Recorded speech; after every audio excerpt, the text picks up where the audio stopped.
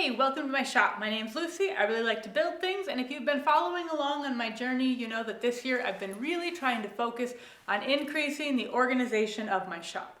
So I had this whole mess going on under my table saw wing, and so I decided that it was time to clean that up. So I built this little cart, and it has some, I think, nice features. We've got saw blades over here, all the push blocks here. We've got plenty of room for anything that I could need in each of these drawers. Wider gauge, zero clearance for the saw, crosscut sled, kerf guide. And then in this bottom drawer, I have all these random jigs, but I was also able to put my track saw in here. And then underneath, I just built a little hidden spot for some of the track saw guides. So under here, I've got enough room for 4 of these 27.5-inch track saw guides, and that keeps them up, off the floor, out of the way, and close to where I have the track saw. So overall, I'm super happy with this. Huge upgrade from what I had. So stick around and I'll show you how you can make one of these. So the first thing I did is remove this support leg here and put it to the very, very outside edge. And I did that by just putting a piece of wood underneath to build it up. And that allowed me to get about 5 extra inches out of this cabinet. So the first step is just to build a simple box. And the main portion of this is going to be 27 inches wide by 29 inches tall. And everything is going to be a depth of 22 inches. So I'm going to cut these down at 27 inches for the width, and then the height, I'm going to take out the 2 3/4 inch boards. So those are going to be 27 and a half. And again, everything 22 inches deep.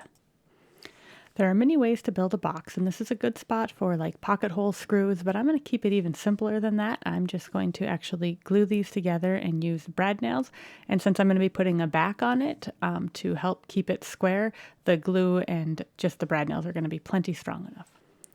These little square clamp things are really handy to help keep my board upright and makes really quick work of this. Clamping in some 90 degrees in the corner also helps to keep it nice and square before I put the back on. And then I just repeat the process for each corner. Hopping up and down off of my workbench is one of the main reasons why I exercise and try to make sure that I stay agile and limber enough. Just putting an 1/8 inch Baltic birch back on this just to help keep it all square and help to try to keep the dust out of the cabinet.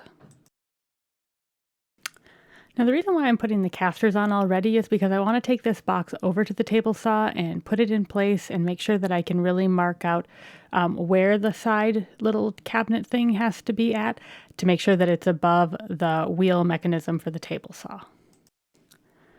So the little side cabinet was a little bit challenging because there were a few things I needed to consider. First of all, we had to be up at least 3.5 inches from the bottom of the cabinet to clear the wheel mechanism for the table saw. And then we needed to be down at least about 11.5 inches to make sure that the turning knob for changing the angle of the blade was accounted for. But I wanted the box to be long enough to be able to fit a 10-inch saw blade in it. So I ended up with a 14-inch box from top to bottom.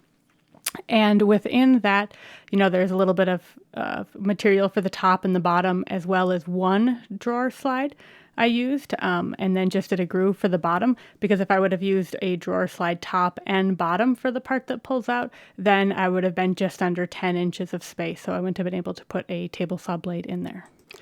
The main reason why I decided to put the drawer slide right to the side of the cabinet instead of doing the sides kind of like I did on my miter station where the weight of it would be supported by the little accessory box is because I wanted all of the weight to be supported by the main cabinet so that I could keep the accessory box portion of it as thin as possible, because again, with the space that I was working with, I needed to keep as much width for the inside of this pull-out part and not so much on just materials for the box.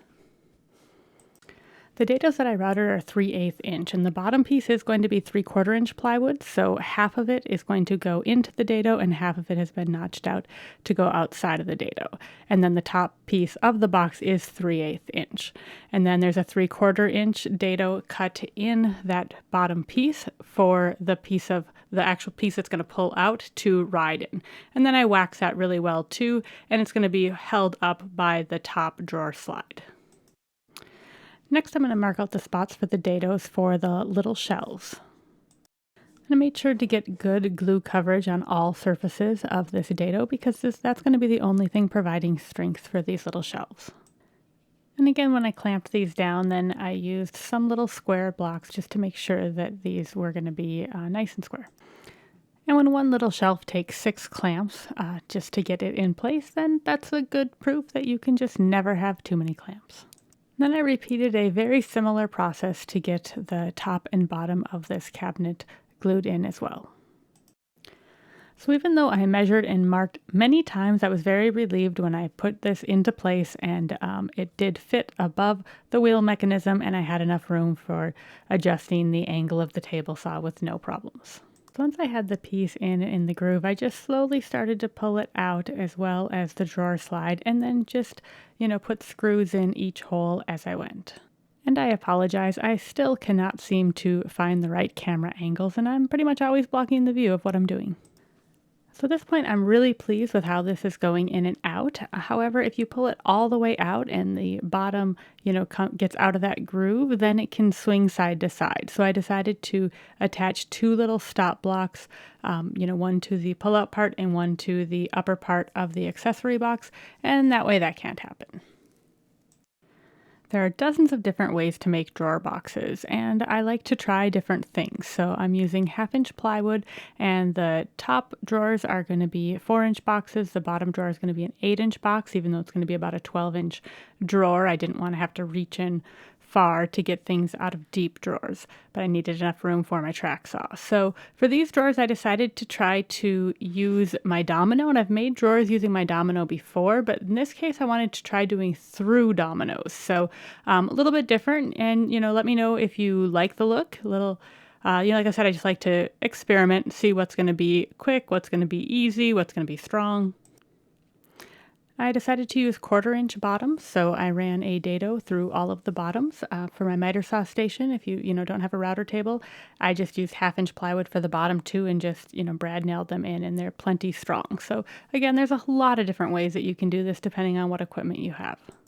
I just clamp a stop block right to my countertop at my miter station, and that makes for a really quick way to get really consistent cuts. And in most things in woodworking, consistency is more important than perfect accuracy. If you're off like a 1/16 of an inch, it's not a big deal as long as they're all consistent so that your boxes end up square. I decided to tack the boxes together first, and I started by using a pin nailer, and it just really didn't hold well enough unless I would have let it sit and let the glue dry a little bit longer. I wouldn't have had to use any nails if I would have just clamped this together until the glue dried a little bit more before I ran the dominoes through it, but I was in a hurry and I didn't want to wait for that, and I really didn't want to deal with clamping at this time, so I ended up putting a brad nail on the very top and the very bottom, and that held it just fine, certainly strong enough that I could run those dominoes in it. So I tried these up on my bench, running them in horizontally. I tried them on the rubber mats on my floor, running them in vertically, and I found that actually running them on my floor mats horizontally in was where I had the best control and the easiest to be able to see to line these up accurately. I'm using the number 5 dominoes, and I'm running this just in full depth, which is going to leave it proud about 1 millimeter when you're done by the time you get them pounded in, but that sanded out easily, no problem. You could, of course, sand down or try to trim down the domino first, but in my case, by the time I pounded them in, it did not take a lot of sanding to get them flush. So I kind of actually like the look of the through dominoes, but please let me know what you think. I'm curious if people would mind those, in their kitchen. Obviously, these are just shop drawers, so it doesn't matter at all. But, I wouldn't personally mind these anywhere in my home. But let me know if you think that it's a terrible look. I'm cool with that. It's just something totally different that I wanted to try. The hidden storage for the tracks underneath are very, very simple. I just took 2 layers of 3/4-inch birch and just brad nailed it in. And then I just took 1/2-inch plywood and just glued and brad nailed that in as well. And I just had to make sure that I had enough width so that 2 widths of these could fit well. I used spacer blocks to install the drawers just to make sure that everything was going to be nice and consistent. My main concern with this bottom drawer was that I had to make sure that I had enough clearance for the track saw. So as soon as I had that drawer installed, I went ahead and put the track saw in and referenced everything off of that. At this point, I used spacer blocks up off of the drawer beneath, up to this drawer to make sure, again, that I was going to have enough clearance there, and then just pulled the drawer out and started to screw it in one by one on each side. To install the drawer front, I decided to try this double stick tape that I picked up at my lumberyard, and it is super sticky. So it actually worked really great. But the only problem that I had with it is one of the drawers ended off just a little bit because once it is stuck, it is stuck. So I kind of didn't like that it wasn't very repositionable. So I probably wouldn't use this for drawers like for in my home, but it totally worked well for this. And I used 16th inch shims in between each of the drawers.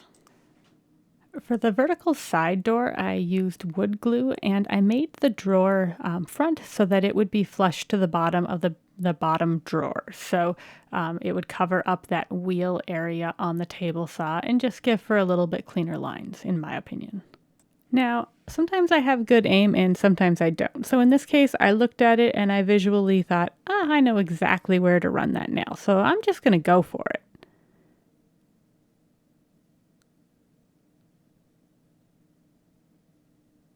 And well, as you can see, I failed.